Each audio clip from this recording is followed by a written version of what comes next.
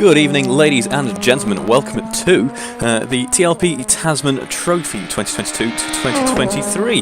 It is good to be back in the commentary box, and what a venue to be doing it at as well. We're here at, of course, Bathurst, the Bathurst Mount Panorama. Fantastic circuit here to be enjoying 75 minutes of touring car action. So I hope you've got a nice cup of tea or a glass of wine or a beer or something to sit back and watch what will be some fantastic racing here, I am sure. We've got just under 5 minutes to go in qualifying. The qualifying charge currently being led by Matt Daly in the pits at the moment. He's put in a fantastic effort there. 1 minute 59.7 sees him on pole at the moment. Then we have Andy Craker here in P2, 159.999. That's quite the number there.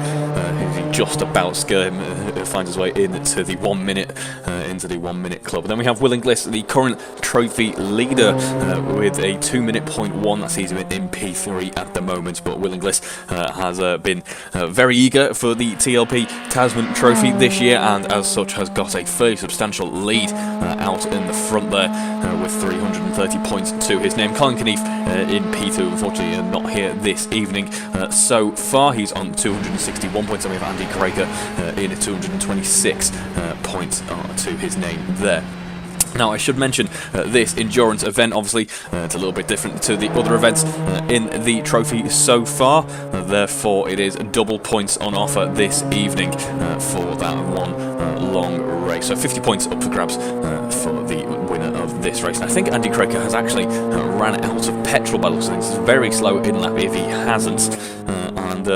Yeah, hopefully we won't be seeing too much of that, because we have an endurance race to negotiate. Of course, we reckon about 38 laps will be what we are looking for in this evening's racing.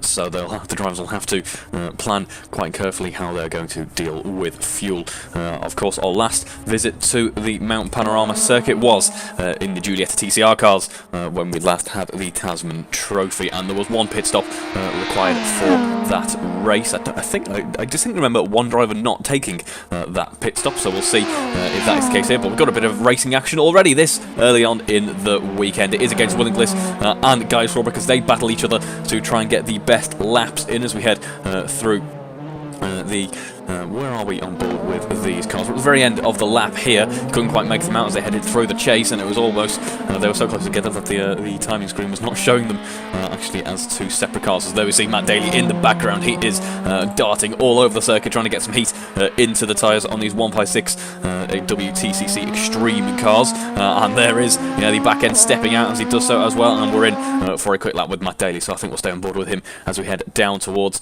the Hell Corner. Fantastic names for some of the parts of this very infamous circuit. Now, as we're on board with Matt Daly, and absolutely beautiful, using as much of the track as humanly possible before we have the run down towards Quarry's Bend. I say down, there's quite a bit of incline, and there we have the dip. I knew that dip was coming at some point. Cars will reach speeds of about 190 miles an hour at certain points on this circuit. I think the fastest car we have on track at the moment is 184 miles an hour. That is Guy Swarbrick.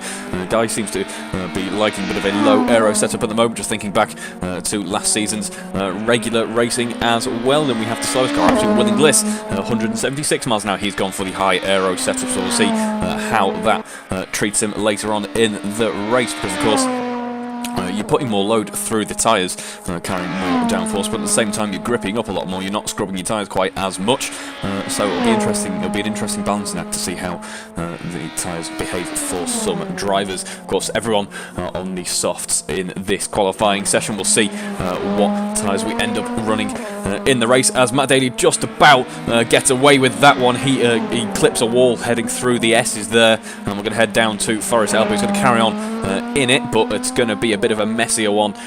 It won't be his finest work, I don't think, so we'll see how it does, how things fare for him in this lap, of course.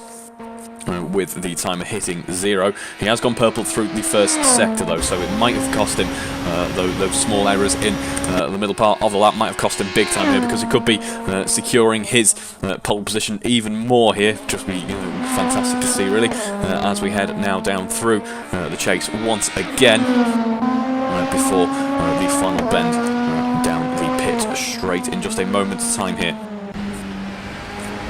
Of course, you've seen the V8 supercars heading across this circuit. It's now time for our take on it, as we see Matt Daly coming across the line there. Improves in the final sector for a 1 minute 59.5, so found another couple of tenths there.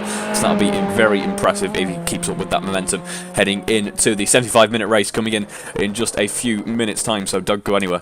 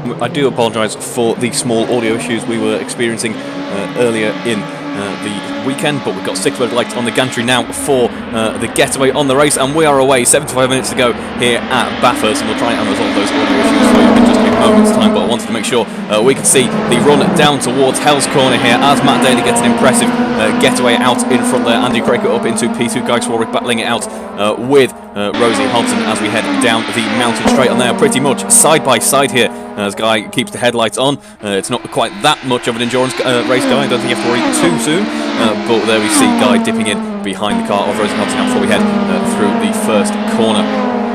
As we see Matt Daly already a second out in from Andy Craker, P2 very much under pressure from Will Inglis as we head down towards, or up towards Reed Park really. And then we have Rosie Hodson looking like she's having a couple of difficulties through the cutting.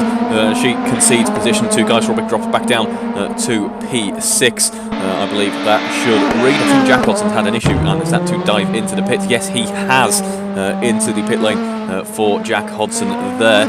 As we will try and see what the cause of that was. But we go back on board with Andy Craker doing his best to keep up with Matt Daly here. But Matt Daly has got a fantastic getaway, and this could mean very good things for him in this race. Of course, he does want to go too hard early on because he could end up ruining his tyres, ruining himself for a stint, and having to dive into the pits earlier than expected. It could really mess up his race. You've got to think very carefully when taking part in these endurance races about how you're going to play out your racecraft. Really does matter, especially at a very technical, very demanding circuit that is Mount Panorama. As we will just try and resolve some of those audio issues for you. I do apologise. Hopefully we'll have those mended in just a moment.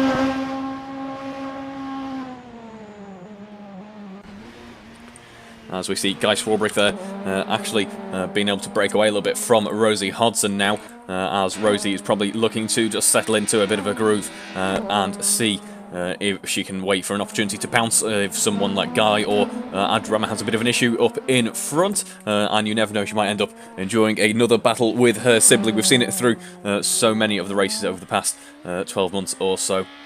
These two really do enjoy battling each other, and that will, I'm sure, well, it might show up at some point this evening as well, as we go back on board with Andy Craker, doing a very good job of keeping up with Matt Daly given his current pace. Second and a half separates those two. Let's see if he can keep that where it is, or if he can shrink that gap heading into the race. And Andy Brammer currently running in P3 very comfortably there as well. Guy doing his best to keep up on that previous lap. Of course, it's not really representative because we have the getaway, but it was about a 2-minute 5, 2-minute 4 lap for some of the drivers there. That's what they were looking at. Let's see as we get our first quick lap in with a full tank of fuel on board as well. Speaking of that type of thing, we have to have a look at the setup, the strategy, how these drivers are running their cars in this race. We've already seen that with the likes of Will Inglis are opting for a more high downforce setup, so we'll see how that plays into his hands throughout this race. But we've got differences in the tyre compounds used as well. We have an option for the soft, medium or the hard tyre there, as I believe there's been a bit of an incident between Will Inglis and Andy Craker. Where is Will Inglis actually? We can't seem to go on board with him, unfortunately, but hopefully that is an issue that will resolve itself at some point. There's been a little bit of contact between those two as they headed through, I think it was heading into Skyline, heading through a very technical section of the S's, so it was good to see that both of those were able to carry on with no major ill effects. Yeah, so we were talking about how they have the option of 3 tyres in this race, soft, medium and hard. We have one driver opting for that medium compound tyre, that is Andrew Brammer, currently running in P4, I can tell you, not P3. There is Will Inglis in P3 at the moment, and we'll see how that medium tyre treats him throughout this race. He could be on for a bit of a smart move there, could Andrew Brammer. And then everyone else is on the soft compound tyre, as Matt Daly sets a 2-minute flat there. It's not going to be quite what we saw in qualifying just yet, because obviously we have a lot of fuel on board the cars for these longer races, and it's going to be used. It's going to be used, all that fuel if needed, because these 156 WTCC Extreme cars are certainly no slouch. Obviously, they've got all the downforce. They have pretty much no weight. They might look like a 156, but they are very, very different in their build. They weigh just under a ton, and they've got 500 horsepower on tap from those 4-cylinder engines. As you see flames on the overrun there. So these are some serious machines, and I think the drivers have been very much enjoying them throughout the Tasman Trophy, the running of it so far. And we'll talk a little bit more as we have an hour to cover various topics. We'll talk a little bit more about how the Tasman Trophy has operated this year. And we'll have a look at how it went overall. Obviously, we didn't stream all of it, or rather, we didn't have commentary over all of it, but I'm here to pretend that I know what I'm talking about for this evening's race. As we see that just how unloaded the suspension gets heading through the S's there on Matt Daly's car goes to show that this is just such a technical circuit. The drivers have really got to have their wits about them, especially to do 75 minutes here at Bathurst. And we see, obviously, the V8 supercars will go on for a lot longer, but these, but they are purpose-built machines for this very demanding track. And obviously we know from that series that we certainly get some fantastic racing from this circuit as well. As I believe there's been a bit of an issue in Will Inglis's car. Unfortunately we can't go on board for that. Rosie has also had a small amount of contact with a wall, I presume. If it was heading through the S's, yes it was. So that's probably what happened there. We didn't get to see it unfortunately, but we'll call it an educated guess that the car had a little skirmish with a wall heading through that very technical part of the track, and I believe the same has happened for Jack Hodson as well. I'm going to keep getting... Oh dear, that is... well, I don't know if you saw there, but the wheels actually managed to phase through the ground and then eventually come back up through the car there. So that has been quite the accident for Jack Hodson. He did a very good job to keep hold of it though, and I presume, as I was going to say, we'll be seeing a lot more of that throughout this evening's racing, because every time there's a small amount of kind of an impact or a little bit of damage that a car takes, I get a crash notification. As we see in the background there, Rosie got a bit of a tank slapper on the back end of the car, was breaking away, and she did a very good job of keeping hold of it there. The back end stepping out, and the car needing to use the entire width of the tarmac just to get hold of it. So well done, Rosie, for catching that one. But yes, I'm sure we'll see a lot of ads. My screen is currently being filled with crash with environment warnings, which look really severe. In any other race, we'd be diving straight to whatever car was causing that, but I have a feeling we don't need to do that quite so much in this race around Bathurst, because we know that the cars are going to be bounding off the walls left, right and centre at this very tight circuit, especially such a high-speed tight circuit as well. And are we seeing an interesting strategy play from Guy Swarbrick? Well, not strategy, but you know, just he's running the headlights. He's running with the headlights on, because does that make his dashboard a little bit more legible there? You see, it lights up the backlight on the dashboard to a red colour there. That might be why he's running with the headlights on.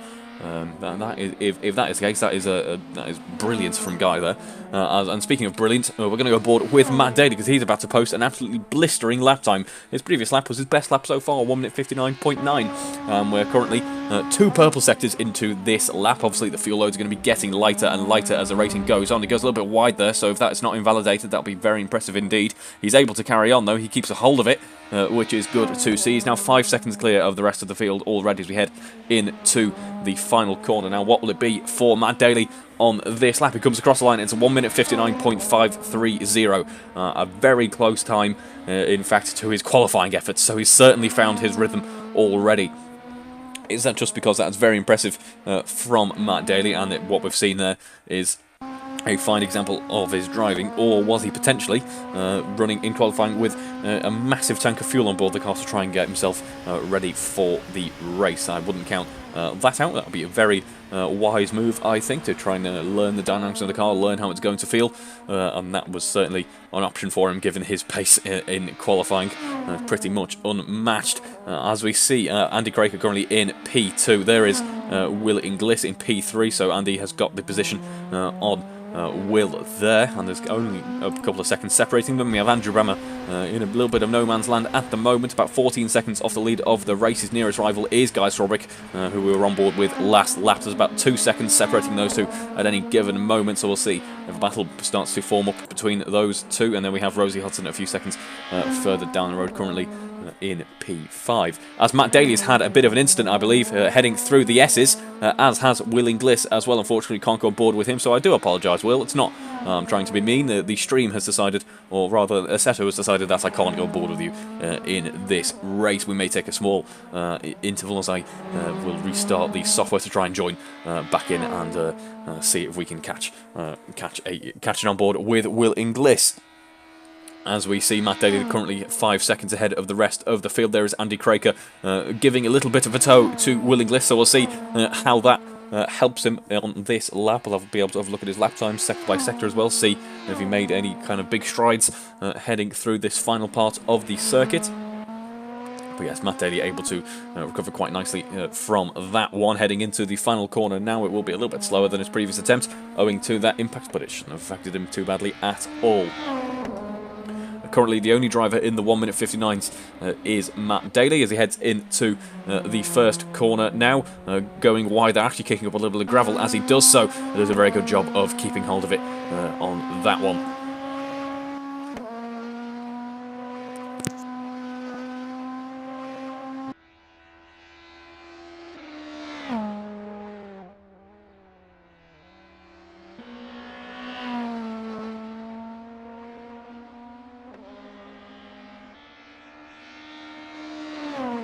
Oh, I do apologise for the issues with the stream there, but we are all good once again.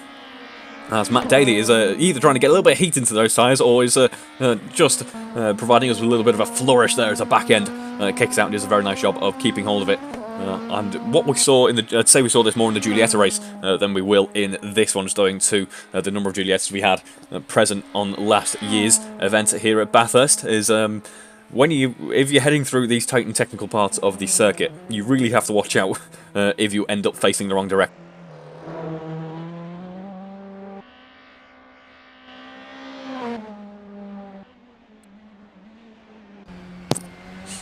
So apologies for the cutout on the audio there, but as I was saying, one thing we had to watch out for last year was if you end up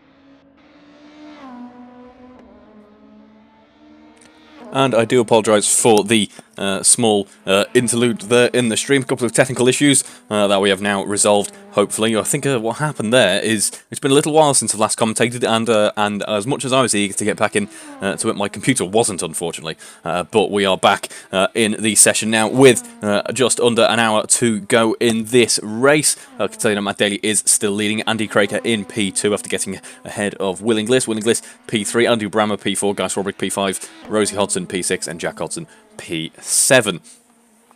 Matt Daly still holds the fastest lap of this race, 1 minute 59.5. So we'll see how that see how he can start to dip into the low 159s in the next few laps. As the cars, I think you can see you just see through that window there. You see on the dashboard it says 20 litres.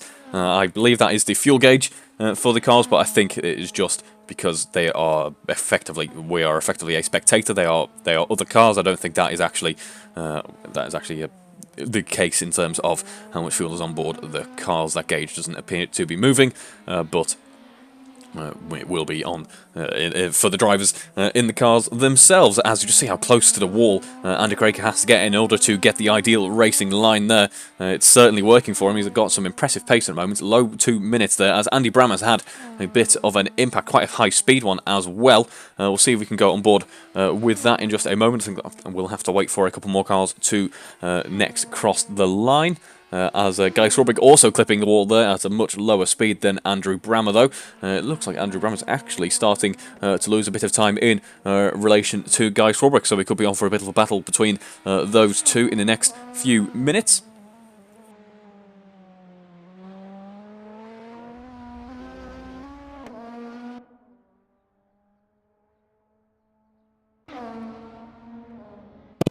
I do apologise for the small issues with the stream there. Again, the microphone cutting out ever so slightly, so we might have to take a 5-minute break while I get that resolved. But we just thought we'd have a quick look at how the Tasman Trophy has ran in this year's running so far. So we started out in New Zealand. Colin Knief with an absolute grand slam there. Both races and the pole position as well. Well, I say both races. P2 in the end for the second race, but he took the fastest lap, and that was our traditional format. Obviously a 25-minute quali for 25-minute practice, and then we have two 25-minute races. And that was at a New Zealand racetrack. I'm not actually going to attempt to pronounce it there. Then for round two, just a few days later, these races took place on alternating Wednesdays and Sundays. So a race on a Wednesday, a race on a Sunday, and then a race on a Wednesday, and then a race on a Friday occasionally, actually. So ignore me when I was talking about when the races were taking place. It's a little bit more complicated than that. As we go to race 2 of this series, then was in Australia. That was Barbagallo, I will call it that. That seems close enough, and that was Will Inglis taking the win in race 1. Matt Daly taking the win in race 2. Colin Knief on the podium in both as well. Then we have, on the 23rd of December, we have Hampton Downs in New Zealand. That was Colin Knief winning race 2 and coming P2 in race 1. And then we have Will Inglis in P1 race 1. And then we have Will Inglis in P2 in race 2. So, trading positions there over that race weekend. As we see Matt Daly posting his fastest lap so far. Unfortunately, we can't quite go on board with them just yet, but I can tell you that 1 minute 59.3, you saw it flashing up there at the bottom of the screen. That is a fantastic time from him in this stage in the race. We're on board with Andy Craker at the moment, going on board with Matt Daly, though, as he heads down the mountain straight once again. Absolutely flying along is Matt Daly, 182 miles an hour through the speed trap. It's his best time so far. Guy Swarbrick, 184, the fastest car in a straight line on track at the moment.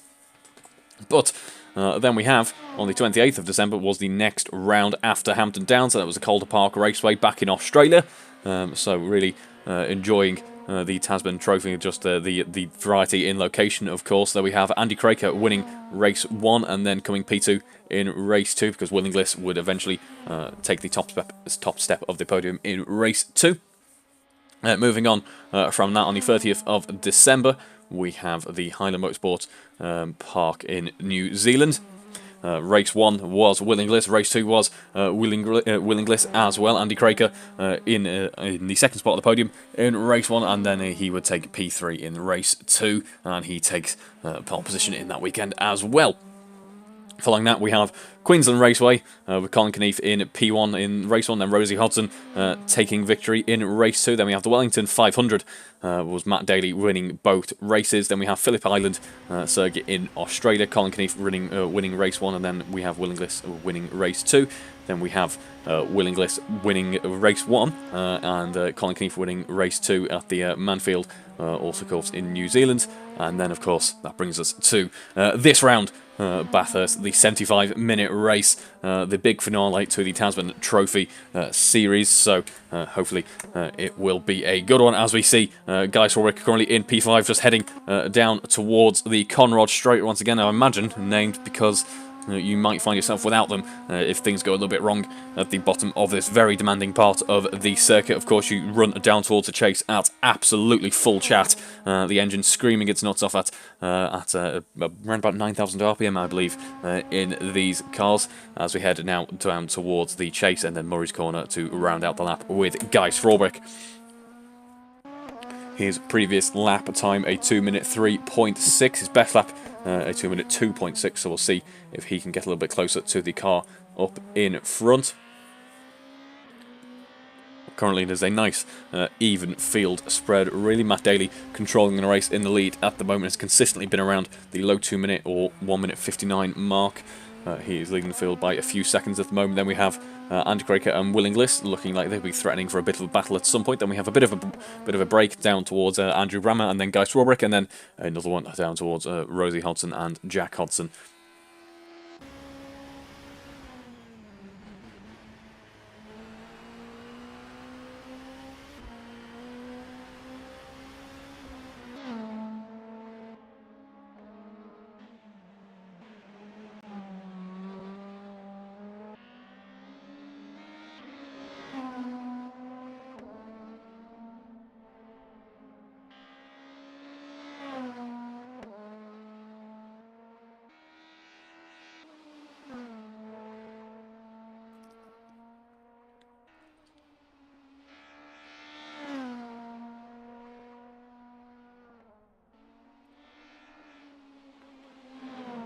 With 50 minutes to go, then we are on board with Guy Swarbrick at the moment. Fastest car on track on that last lap was pretty much a tie-up between Andy Craker and Matt Daly. Willingliss in the mix there as well in the 2-minute 1 region. He's actually on for a bit of a fast lap at the moment. We'll see if we can go on board with him, because through Sector 2 that was a nice improvement. We are able to go on board with Willingliss, and now he's registered on our timing system in the game as well, which is good to see. So Willingliss currently in P3 at the moment, so I'm glad to report, Will, that we were able to resolve the issues of you not existing according to Assetto, so I'm glad to say that you will get a bit of screen time as well. So here we are, just in case we can't again, Willingliss on board with him now at the moment as he heads down the mountain straight, or I should say up the mountain straight really, as I believe Jack Hodson had a fairly substantial accident.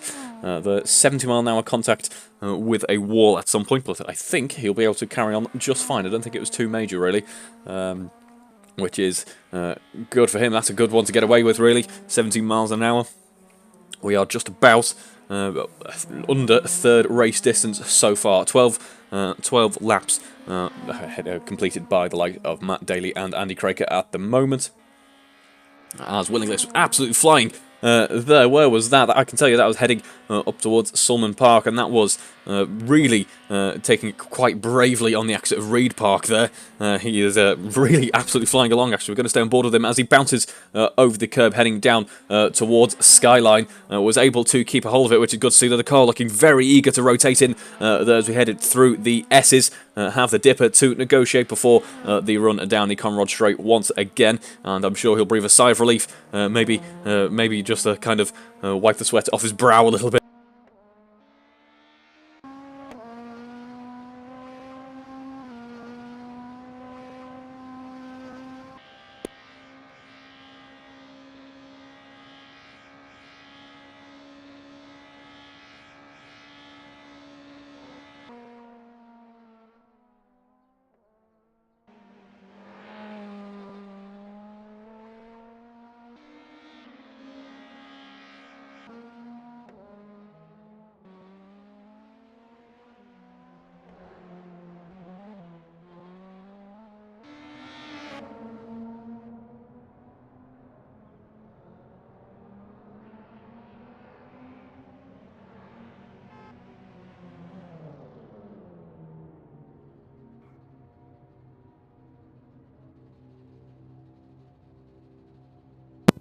And here we have the first of what will be, I think, a few more pit stops taking place. We're on board with Will Inglis as he dives in for some more fuel. And let's see now on this exit how he deals with the car now with a little bit more fuel on board and a fresh set of tyres, I presume. As he heads down onto the mountain straight, once again he has Andrew Brammer for company, but otherwise that was a fantastic pit stop for him. Yes, he lost time to Andy Craig.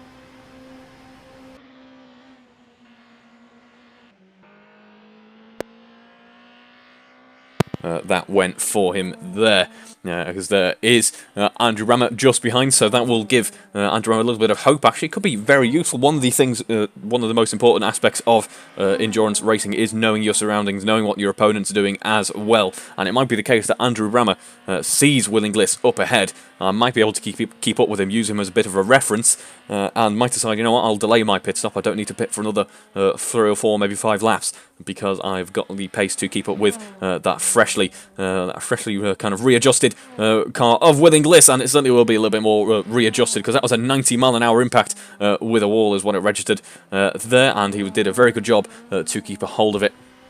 No major issues there as well. Guy Swarbrick and Jack Hodson, or Rosie Hodson rather, trading positions as well. I think Jack Hodson has unfortunately had to relinquish and retire from the session. But we'll try and go on board with Guy Swarbrick as we see Matt Daly starting another lap now.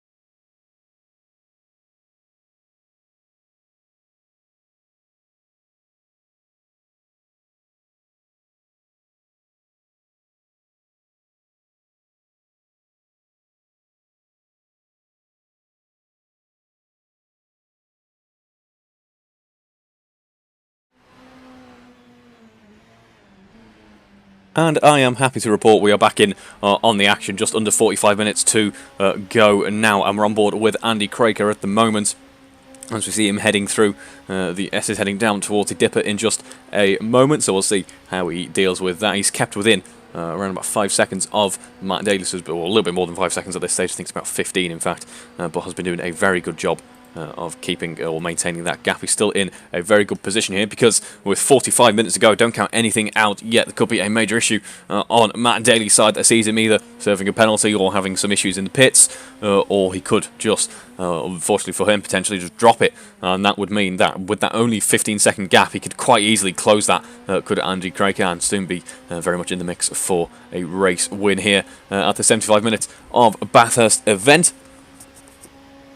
And yes, we're looking in fairly good stead now with a couple of cars, because Rosie Hodson and Guy Swarbrick are getting ready to enjoy a bit of a battle here. So I think we'll go on board with those two now as we see them heading up towards the cutting in just a moment. There is Rosie Hodson. We can't quite make her out just yet. There she is, heading through Reed Park.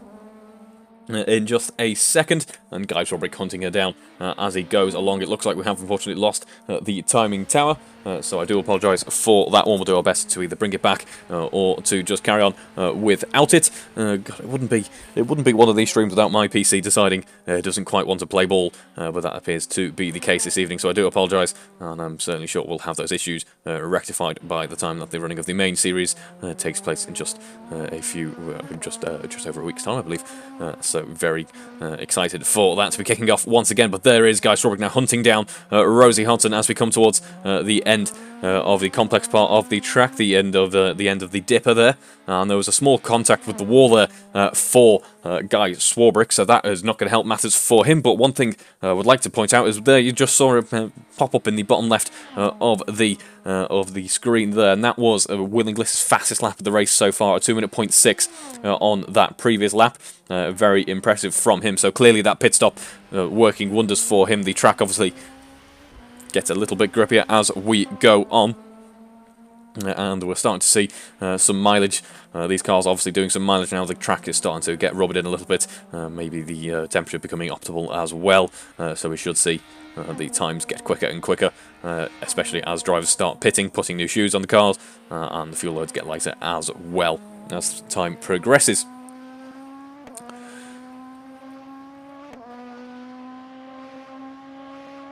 One thing I should mention actually is there's a cool feature on these cars is that you can adjust the turbocharger from inside the cockpit. You can actually decide how much boost you'd like to be ran through that 4-cylinder engine.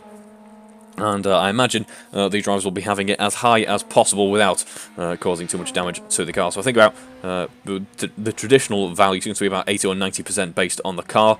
100 usually. Could be the case that 100 is absolutely fine in these, but 100 usually starts to make things go a little bit awry. So we might start to see towards the end of the race, maybe in the past couple of laps, if there is some close action on screen, we might start to see the drivers turn up that boost a little bit more to try and get to the upper hand down these very long straights. I think we'll know if we just look at the speed trap time and start to see a car heading around about 198 miles an hour. I think that'll probably give us a bit of an inclination as to someone's been playing with the turbo map once again. Maybe someone's fitted a blue spark to their car, of course.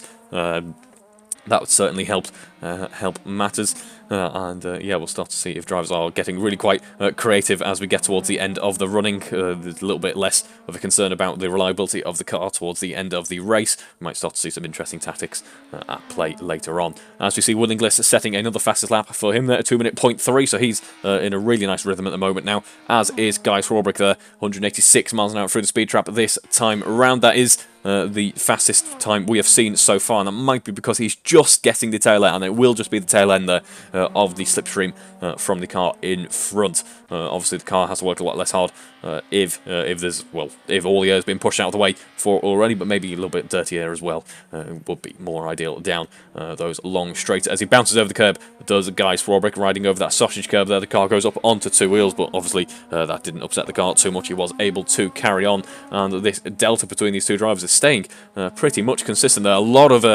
of steering input for Guy Swarbrick into the first corner there. I think he has pitted already.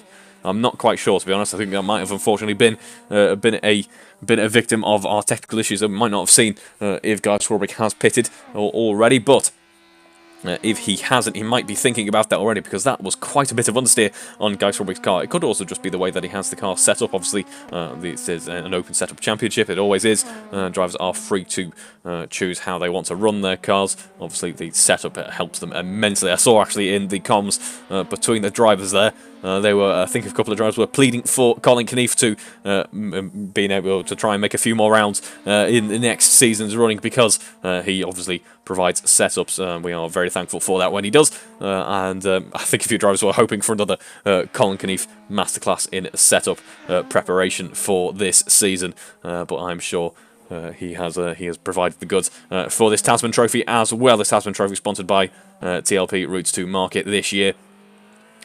as we head now down towards the final part of the technical part of the circuit. Once again, staying on board with Guy and Rosie. These two are the closest cars on track at this point in time, and they are running along quite nicely. I think Rosie was potentially struggling with the car a little bit at the very start of the race. Things didn't go her way within the first couple of laps, but has now very much settled into a nice groove here, keeping Guy Swarbrick at bay. Because although they're not, they're not wheel to wheel, they're not banging, they're not trading paint, they are. Obviously, Guy Swarbrick is putting the pressure on. Rosie will be able to see him, especially with the headlights on in the rear view mirrors. And Rosie will know that he is doing his best to hunt her down, but she's not cracking under pressure. She's doing a very good job of keeping a cool, calm, level head there.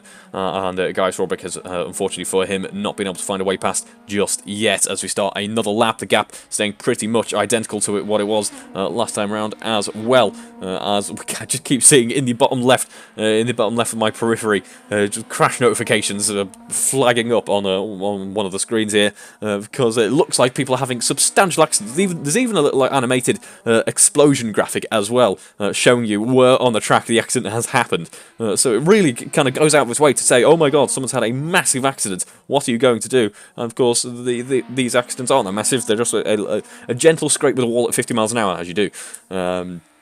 We've seen plenty of it in this race so far, and I'm sure we'll see plenty more. So hopefully it doesn't kind of I don't get skewed by it, and then we'll see in next season's running of the Touring Car Championship, for example, we won't see me just not reporting on any accidents at all, or just kind of skip over if someone rolls it or ends up in the infield, because I'll just be kind of bored. It'll be the boy who cried wolf with those crash graphics there.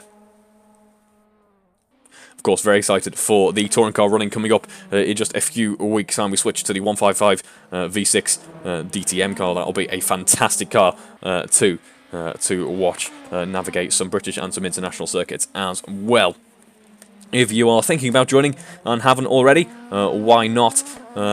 Make sure you are part of our make sure you're part of our AROC Racing League's Facebook group. Get involved. It doesn't take. We'll welcome anyone, of course, and yeah, we think we are looking for some more drivers for not only the touring car running as well, but the single-seater series as well. So if you drive an Alfa Romeo and you think, oh, how much more different can the touring cars be? Obviously, they are very different, and they're very enjoyable to watch as well, but you're looking for a little bit more of a different challenge, or maybe you've mastered your Alfa Romeo already, and you feel like you don't need to drive everything that resembles a road car. Why not give our single-seater series a bit of a go as well? Some fantastic racing there. As we see Rosie Hodson now diving into the pits, we'll keep one eye on her pit stop. Let's see how it goes for her, but she did a very impressive job if that was the end of her stint, and Guy has just did a very good job of keeping Guy Swarbrick at bay. She's done more than half race distance actually on her first set of tyres, on her first load of fuel, so she shouldn't need to brim the tank for this one. And these tyres will be very, very comfortable towards the end of the race as well. We have, of course, passed the halfway stage now. We're now 20 laps in, with Matt Daly coming across the line to start lap number 20 in just a few seconds, in fact. So we are now past the halfway point, and it has been a fantastic race so far. Some excellent racecraft on display from all drivers. Really, it is no mean feat, shall we say, to be keeping up this sort of pace around such a technical circuit. I think an immense amount of practice has gone in to this race, so it is very enjoyable to see the work paying off for all the drivers here. As we will go back on board with Matt Daly now, and watch him as he heads up through the mountain straight once again. Andy Craker, in fact, taking the purple sector through sector 3 this time round. He's in the pits at the moment, so that was a bit of a hot-in lap on the previous lap. Now starts his next bit of running. He is now once again very close indeed to Will Inglis, so we might start seeing the battle brewing between those two cars.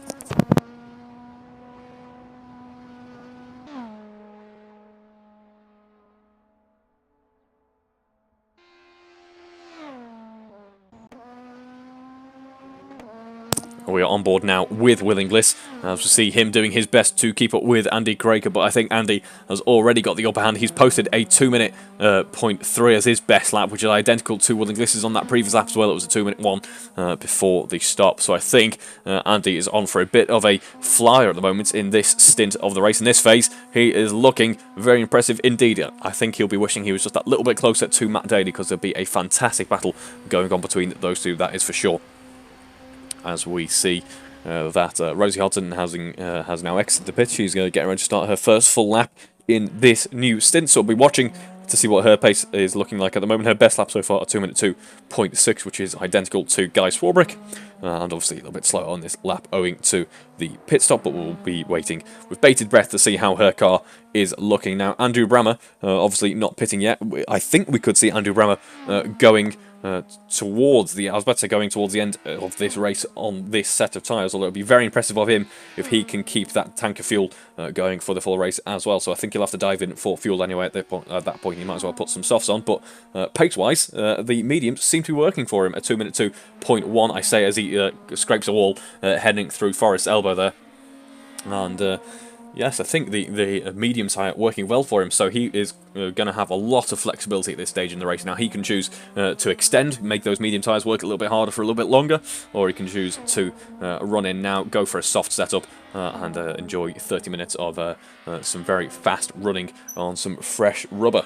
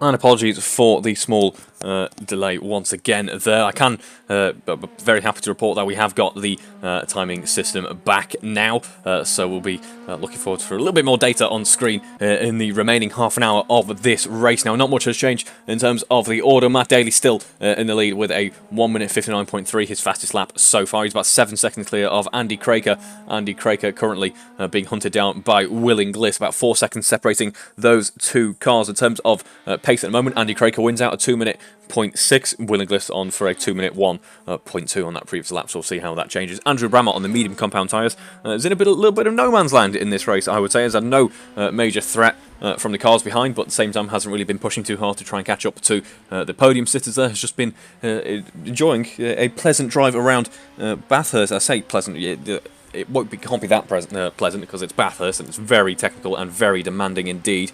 So we'll see how he is able to run on those medium tyres as well. 2-minute 1.1, his fastest lap of the race so far.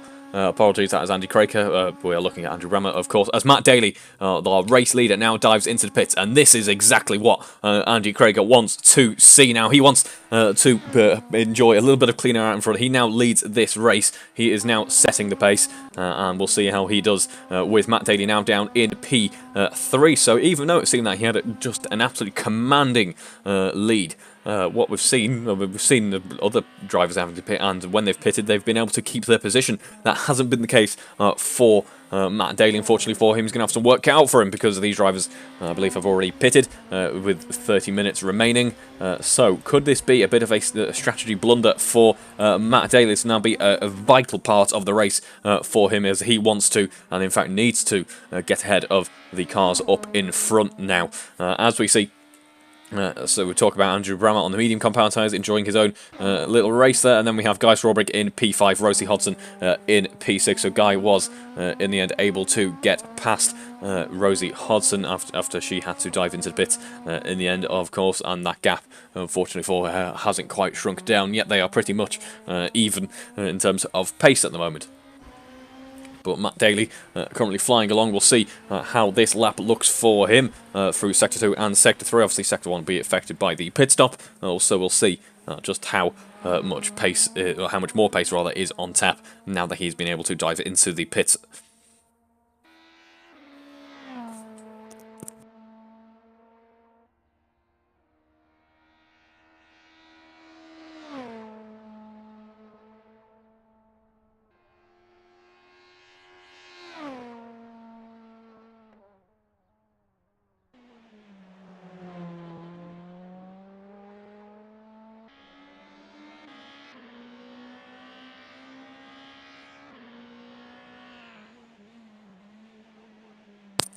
As we see now, Matt Daly coming towards the end of this lap. He crosses the line once again at 2-minute 22.2. Obviously, we disregard that owing to the pit stop. But we see that that gap is slowly but surely decreasing now between him and race leader Andy Craker.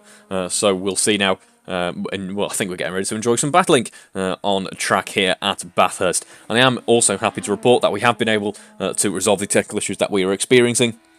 I can, in fact, tell you it was owing to my audio setup being plugged into the wrong USB port. The computer didn't like what USB port I was using. I changed the USB port, and all is fine. So I'm not quite sure why that was causing the entire system to hang and have a complete and utter meltdown, but it was. So I'm glad to report that that is fixed, and Matt Daly doesn't want to do that too many times. See him making contact with the system decided to not report that one. It spent the entire race telling me and shouting at me whenever someone's had a brief kind of skirmish with a wall, but as I imagine we'll probably get one for that one, and we don't. But apparently, apparently those actual accidents that Matt Daly has just had aren't being reported to the system, so they didn't happen. Don't worry, Matt Daly, no one saw.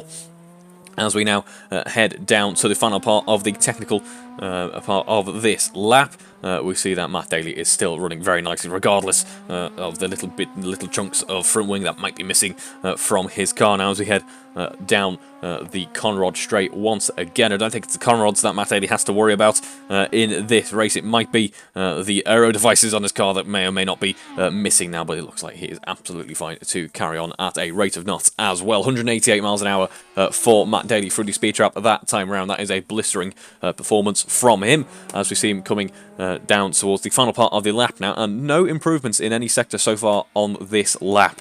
So maybe he's still trying to settle into a rhythm and still trying to get the tyres into a good working window.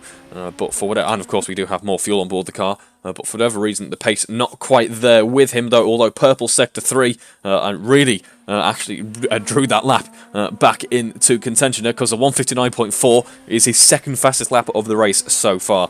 So disregard entirely what I was just saying. Sector 3 really, really improved that lap for him there. He is absolutely flying along owing to that Sector 3. And we'll see now, I imagine, a more representative lap from Matt Daly as we head up through the mountain section. And I want to give mention, actually, we're about to see them on screen in a few or a couple of laps' time anyway.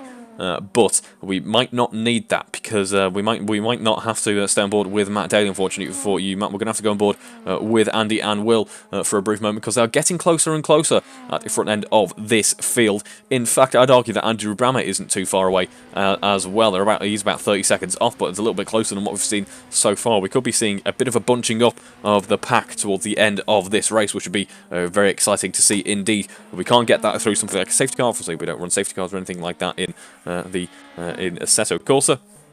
I think we should. I think if there is an incident on track, there is in fact a spare car, which is what I use to join the sessions. I see no reason as to why I couldn't commentate and drive the safety car at the same time. I would be completely fair and equitable. I'd definitely be able to manage both jobs at the same time, and I think that would be fantastic for the series if we have the Reeve Taylor safety car coming out on track, and maybe.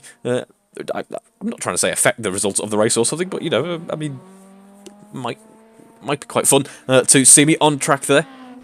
No, I think we'll keep things going the way that they are at the moment, as Will Inglis is choosing not to. He dives into the pits to get a fresh set of rubber on his car, then maybe a top-up of fuel as well. It'll be interesting to hear from the drivers after the fact what the pit strategy was looking like, but Matt Daly absolutely flying along now, by far and away the quickest lap we have seen all weekend. A 158.8 sees Matt Daly taking another shot at the best lap of the race so far, and that is by quite some margin as well. But he's found about half a second there compared to his previous best lap, and I will say now that will leave Andy Craig quaking in his boots just a little bit now, because that is a fantastic lap from Matt Daly, and he's closing in on Andy is Matt now, as we see them heading up through the mountain section in just a moment. There's only 8 seconds separating them, but I imagine that time that number will decrease as the lap goes on.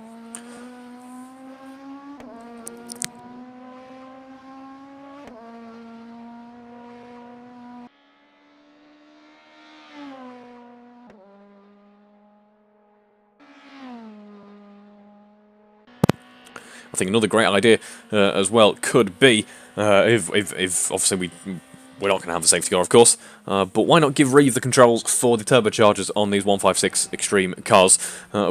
Obviously they run something quite similar in Formula E, where, you know, they have the fan boost, but how about just the Reeve boost, where Reeve plays with the boost on the car, and see how that affects things. If, for example, there's a back mark, maybe needs a little bit more pace underneath him, we'll simply just turn up the boost, and hopefully the engine doesn't grenade in its entirety. I remember, obviously, in the a couple of seasons ago when we were running the Alpha Challenge with the Julia QV, the 1750, and some more classic Alphas. I remember the Julia had a little tendency very early on in the season to explode its engine into at least 4 pieces, to give the technical explanation.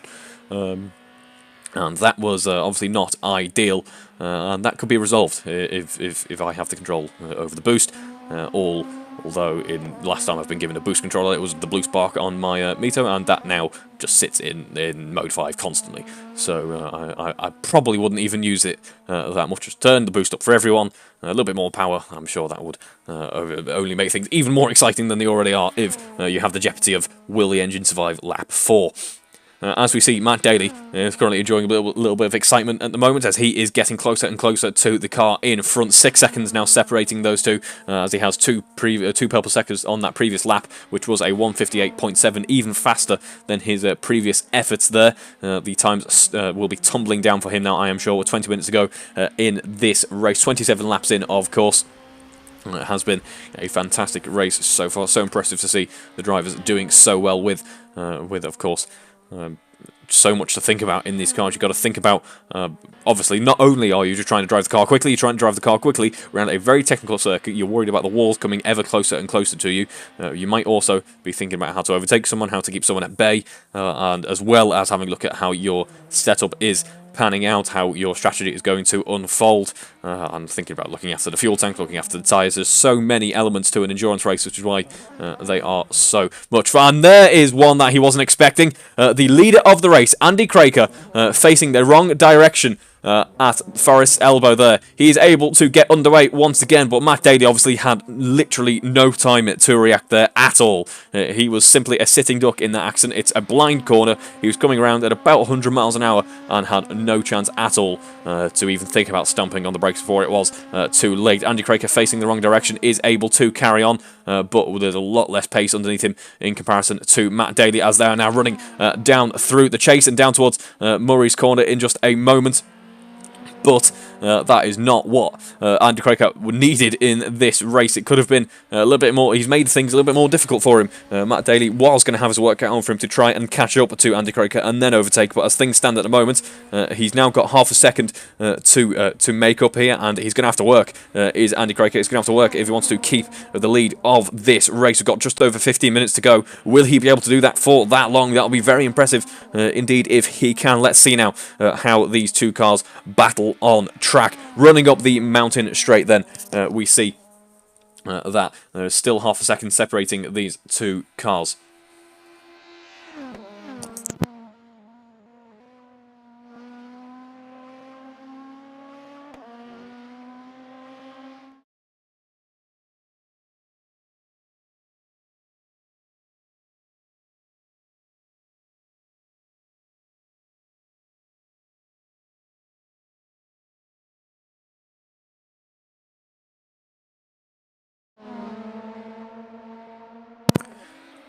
And there is Matt Daly using as much of the track as possible, as is Andy Craker as well, as he is trying to defend against a very, very charged, very angry Matt Daly there, doing his best to hunt him down as we head through the Skyline complex for a brief moment before, where just one lap ago it all went wrong for Andy Craker. In fact, it didn't. It didn't really go too right for Matt Daly even, but obviously he's come out of this a lot better off in the end. As we run down through Forest Elbow once again, this time Matt Daly even closer. Both of them with a lot more momentum, and Matt Daly is going to benefit substantially from the slipstream from the car up in front. In terms of the top speed at the moment in this race, it looks like Andy Craker has got a little bit more downforce. Anyway, as we see them now side by side. Matt Daly with the upper hand in terms of speed, up the inside, heading down towards the chase. Fantastic move from him, but Andy Craig has the inside line heading through the chase, in fact, and on the exit is able to box off Matt Daly. Very impressive defensive driving from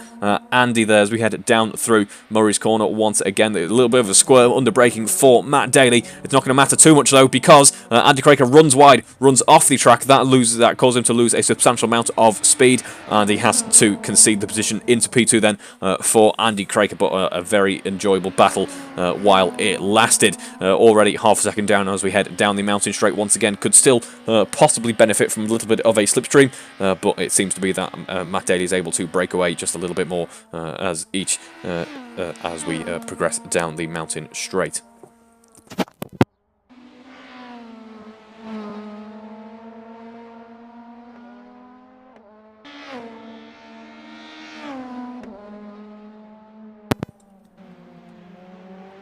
Meanwhile, while all this has been going on, Rosie Hodson has been able to get past Guy Swarbrick. Now, in terms of their pace at the moment, they are both in the the high 2-minute 2 region, with the best laps still standing from earlier on. Then we have Andrew Brammer, once again, in a race of his own, really. He's lapping quite comfortably. I believe he's just been in for a pit stop, owing to that lap time there. Then we have Will Inglis, also, unfortunately for him, in a little bit of no man's land following his pit stop. Don't count him out yet. Obviously, the accident that went on just in front of them allowed him to catch up quite a rate of knots, really. He was able to, he's now only 10 seconds off the lead of this race. If that occurs once again, we could see Will Inglis in the mix for this one as well. 2.8 seconds now separating Andy Craker and Matt Daly once again. Matt Daly, they're in P1, heading down the Conrod Straight, rather, where it all went so well for him, really, on both occasions. You wouldn't expect it, but that is probably quite a happy accident for Matt Daly in all this, because he was probably spending a lot of this stint, a lot of this phase in the race, worrying about how he's going to catch up to him, catch up to Andy Craker, and if he's going to have the time to get the overtake done. That seems to probably have alleviated some of that stress for him now, that accident that we just saw a couple of laps ago, and is now back in the lead of this race, controlling the pace once again with some very impressive lap times indeed. A 1:59.6 that time round, so 3 seconds clear of his competition at the moment. A fantastic effort from Matt Daly all weekend, really. You see the slot in the wings there, looking a little bit different, I think. Actually, no, looking identical on these cars here. We haven't got the movable wings on display, but obviously drivers running different levels of downforce to see what suits them. Obviously, different driving styles require different setups on the car there, as Rosie's car looking quite stiffly sprung actually as she heads through the S's there. It looked like one of the axles was getting a little bit of airtime almost, as that car seems to be really quite darty and reactive through the more technical parts of the circuit. You don't realise just how kind of stiff sprung and well set up race cars are until, well, the Assetto is a fine example of it actually. You have a wide array of cars to drive, and you can drive anything from Formula 1 cars, single-seater open wheel cars, all the way to kind of your generic road cars, something like you know, Skyline GTRs, or even the fleet of Maseratis, or even a Mito QV or a Giulietta QV, which I'm very pleased about. But you don't realise just how stiffly sprung and kind of functionally set up race cars are until you go out and drive a road car around these tracks, when even the most sporty of road cars are leaning through all the bends. They look like boats almost. They kind of lumber their way around the circuit in comparison to these proper racing machines that we've got here. What a racing machine the 156 Extreme has been so far this race. I think the drivers will be quite happy with this, and I know the 156 is a bit of a favourite anyway, but with this pace, and it seems to be very drivable indeed. I think the back end can step out on occasion, but that is going to happen when you've got 500 horsepower and rear wheel drive. The car weighs pretty much nothing, but it seems to be quite a favourable car to enjoy for an endurance race here. I don't think there have been any major complaints in regards to fuel usage, any kind of worries as to it's eating the tyres too much. It just seems to be a very kind of compliant car that seems to bend to your wheel rate, does exactly what you need it to, and it's certainly the drivers are asking a lot of it in this 75-minute race around Bathurst. There's a lot of understeer on Rosie Hotton's car actually, so completely going against my point there, but yeah, a lot of understeer on Rosie's 156er. You really can tell actually with the facelift 156 kind of the lineage progressing to the 159 as well. The back end obviously very similar, and the facelift front end also really quite memorable and quite recognisable with the rest of the saloon car range. As we see Rosie now heading down the Conrod Straight once again in a little bit of a race of her own as well, as she is getting ready to start another lap in just a few moments' time. 31 laps into this race now. We now enter the final 10 minutes of this endurance event, so we'll see if we have any more major kind of worrying or alarming events going on, with a second and a half now separating Matt Daly and Andy Craker. Andy Craker has caught up on this lap. We'll have to have a look at the lap time, see why that might be. Andy Craker into the 159s, which is his fastest lap of this race so far, so Andy is now on for a bit of a charge. He goes, yes, that might have been a little bit easier for you. You've been able to take the lead of the race back, but now I'm going to make it much more difficult for you in this final 10 minutes now. As there seems to be a bit of a battle going on, or threatening to take place in just a few moments' time here, which could be very exciting indeed as we watch these two cars now coming towards the end of the lap. And running through the final corner. Flames on the overrun, of course, as we come across the line. Matt Daly a 2-minute 0.6, and then Andy Craker a 2-minute 0.9. So very close indeed on that previous lap. Their pace pretty much equal, which is certainly a different case to the very start of the 75-minute endurance event, when Matt Daly was completely in control. I think he's probably a little bit less comfortable than he was 70 or 65 minutes ago now.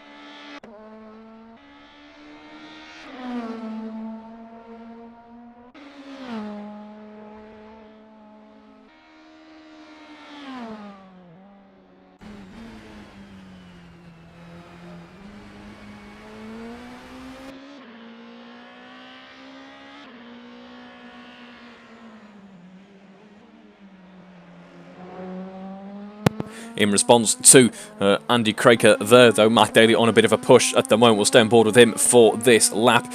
2 purple sectors. Purple sector 1, a 47.6, sector 2, a 36.8. Oh, yeah, very impressive start to the lap for him. Absolutely flying along and building a bit of a gap from Andy Craker. Once again, that gap, which at one point was only a second, 1.5 seconds there, already now at 4.5 seconds, and we haven't even completed this hot lap yet. So now we're probably going to enter another effectively qualifying stage as we see the drivers pushing the car to the max with lower fuel loads. Still a little bit of tyres left in them, and the track completely rubbered in now. And across the line, Matt Daly a 1:58.5. That's a second faster than his qualifying efforts just over an hour ago. Very impressive drive from him throughout this race, really. Sector 3 actually letting him down somewhat there, so that could have been even quicker still, and he is very much in control of this race.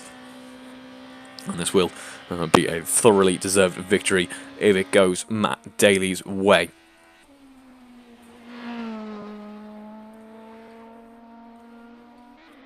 Of course, Matt Daly only having one race victory to his name so far in this series. That was at the Barbagallo circuit in Australia. In race 2, he was able to eclipse Colin Knief and take the race 2 victory. But this will be another very important one to add to his trophy collection here, and it will be well deserved after 70 long minutes of some fantastic racing and excellent racecraft on display from all drivers throughout the field, really. When you consider as well how long we have been running, everyone still on the lead lap of the race, of course, no one being lapped yet, and everyone actually keeping it relatively close contact to one another. The top 3 spread by 15 seconds. Obviously, the 2 leaders spread by only a couple of seconds. That is certainly not an insurmountable gap, as we've seen already in this race, and we only have about 10 or so seconds separating the rest of the field from each other. Very impressive driving from everyone so far, as we have had a bit of an issue with Will Inglis. That's not what he wants at all. Any hopes of being able to maybe steal a spot on a high spot on the podium have been pretty much thwarted with that one. He has a massive gap to the car in P4, so we'll be able to get underway once again without any major issues, but that's not what he wants at this stage in the race. That will upset him. That will kind of take his rhythm away from him, really. He'll now have to spend the next lap or so trying to get comfortable with the car once again. Of course, the car will now have some interesting quirks in terms of handling, with the tyres being flat spot a little bit, being overheated potentially, obviously losing all that speed as well. They could actually cool down even based on how long he was stopped for. I don't think he was stopped for too long, so that shouldn't be a major issue. But yeah, that is not what he needs at this stage in the race, and he'll have to settle for third as things stand. Hopefully no more issues for Will Inglis in this race. We have 5 minutes to go, and Matt Daly is actually getting closer and closer to Guy Swarbrick. So I was saying about how we haven't had anyone being lapped so far, but at this stage we've got 5 minutes to go, and we have about 9 or maybe 10 seconds separating Guy Swarbrick and Matt Daly. And if we have a look at the pace at the moment on the previous lap, it was a bit of a slow one for Matt Daly, a 2-minute 1, but to Guy Swarbrick's 2-minute 4. That's 3 seconds lap he is currently making up. So we might just about, if the pace picks up for Matt Daly, see him being able to lap a car, which would be very impressive indeed from Matt Daly, given how competitive this field has been throughout the evening's running.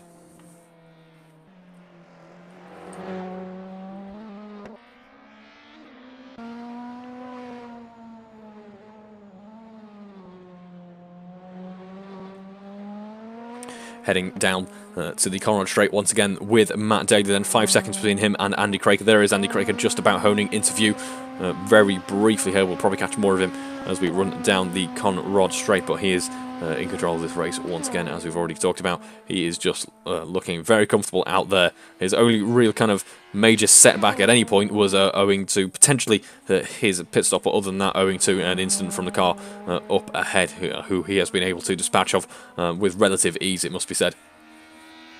And we see, for a brief moment there, the timing system showed Matt Daly as pitting, which caused me to panic a little bit. I was thinking, why on earth would he be needing to pit at this stage in the race? But he doesn't. I mean, just look at that lap time, a 1 minute 59.9. That is very impressive indeed from Matt Daly at this stage in the race as well. The fuel load will be getting lighter, so we could be starting to see more of that. We've only got a couple laps left in this race, and just think of the victory donuts as well. After 75 minutes worth of running, where you tend to get some very impressive victory donuts at the end of the 25-minute races that we tend to hold. So I'm expecting, and this is my mathematician's brain being switched on here, at least 3 times more donuting than what we usually see. And I think I have a feeling that will be delivered. Matt Daly has been an avid donut enthusiast, and with 500 horsepower and rear-wheel drive to play with, that will just be, we're just waiting to see it really. It will be fantastic to see him enjoying some victory donuts if things go his way. Not helped by the fact that the car is currently wanting to break the laws of physics and just kind of descend to the depths of the earth as he bounces through the mountain circuit here. Was able to carry on. I think that was just a bit of an issue on screen, not necessarily the handling of the car, because I don't really know what that would feel like through the steering column. Probably quite bad. That's probably not ideal for your race car or your diffuser or anything like that. If you are thinking of using it as a mining drill, cannot recommend. The 159 probably better than a 156 for that, owing to, you know, it's quite heavy, the 159, but probably better out of all of the alphas. Please do write in what you think would be best as a mining drill. Just going to say Stelvio, probably. Not quite sure how we got onto this topic of conversation, but moving on, we see that Matt Daly's now 7 seconds clear of Andy Craker now, and bouncing over the curbs as he does so as well. He's potentially trying to explore a little bit more of the limits of the circuit, knowing that it's pretty much in the bag at this point for Matt Daly as he rides through that final corner now. Starting to push the car just that little bit more to try and eke out some more lap time from it. I don't think it's responding though. 2 minute 0.4 might be owing to the condition of the tyres, or maybe just Matt Daly in that car exhausted. That is one thing we cannot eliminate. Yes, it's sim racing, but especially if you've got a fancier wheel. But even without that, it's a physical thing, is sim racing. There's so many races that I've taken part in where I've just been absolutely kind of finished after half an hour race. It really does take it out of you, and even more so if you're at a technical track like we are this evening. Bathurst, of course, a very technical circuit.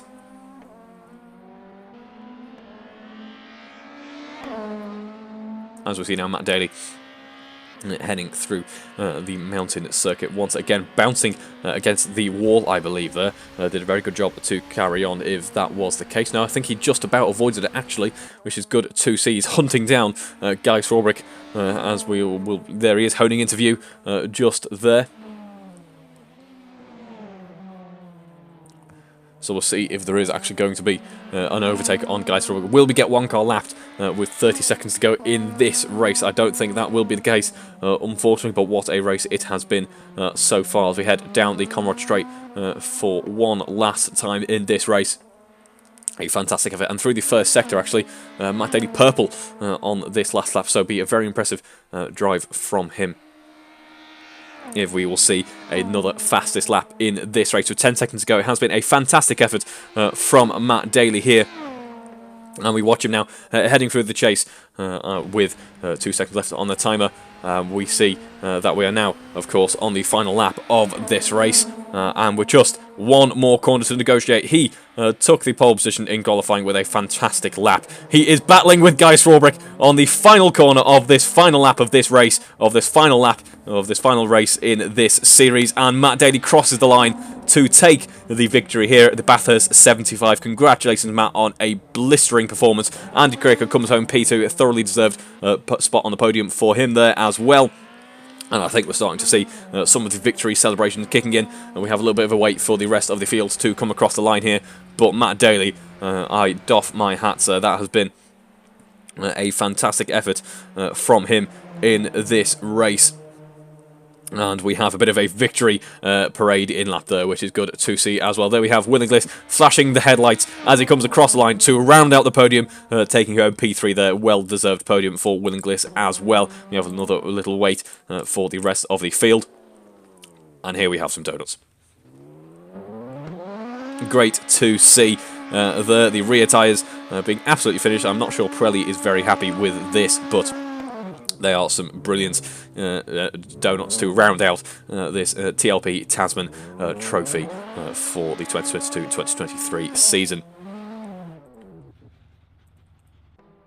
As we watch then, Matt Daly and Andy Craker deciding to enjoy a bit more battling by the looks of things, which is good to see, heading through the tight and twisty part of Sector 2 here. As we watch Andrew Rabba then coming home through the last corner to take P4. Then we have Rosie Hodson in just a few moments. We'll be crossing the line as well. Will Inglis still going with the victory donuts, I'd like to add, which is very impressive indeed. I think the car's struggling with that one a little bit. You probably want a Stelvio for that terrain. But he, with some very warm rear tyres, looks like he's... No, he's not. He's doing some more donuts. I think we'll... at some point, I have to watch Rosie Hodson come across the line as she heads around that final corner and takes home P5 in the end, making up a position from qualifying. Fantastic drive from her as well. Where's Will Inglis? He is parked up, awaiting more donuts. No, he's returned to the pit, and then Guy Swarbrick comes home to take P6 in the end. And rounds out the running with that there. I think we're getting some donuts from Guy now as well. So Will Inglis has retired from the donuting action, and maybe I think we'll see Guy Swarbrick, who is going to be really quite a favourite of OP Oils there. He's doing well for his sponsors because he's been able to park it perfectly in front of the camera. Yeah, check out opoils.co.uk if you haven't already. There we have Matt Daly doing some victory donuts now, of course, on the pit entry as well. How very thoughtful of him, and what a finish there. They were well executed donuts. Are we getting donuts from Andy Craig? I don't think we are, but what a way to round out 75 minutes worth of fantastic racing, and of course what a way to round out this season of the Tasman Trophy as well. So I hope you've enjoyed tagging along, watching along. If you have been, hope you've enjoyed this race as well. And in just a few weeks, we get ready for it all to start again in the main series. So don't go anywhere. I hope you've enjoyed watching as much as I've enjoyed commentating on this unique event here at Mount Panorama. We'll catch you in just a few weeks' time for some more racing action for 2023. Thank you very much.